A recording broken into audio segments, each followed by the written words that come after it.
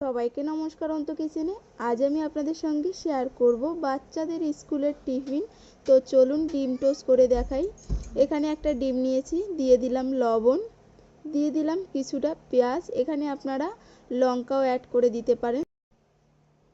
এখানে নিয়েছি দুটো রুটি। এবার একটা কৌটো দিয়ে আমি একটু গোল করে কেটে নিলাম, আপনারা গ্লাস দিয়েও কেটে নিতে পারেন। তো প্যানে দিয়ে দিলাম সাদা তেল, তেল গরম হয়ে গিয়েছে। এবার রুটি দিয়ে দিলাম, দিয়ে একটু দুপাশ ভালোভাবে সেঁকে নিব। তো সেঁকে নেওয়া হয়ে গিয়েছে, বাকি যে অংশটা ছিল ওই অংশটাও আমি সেঁকে নিব।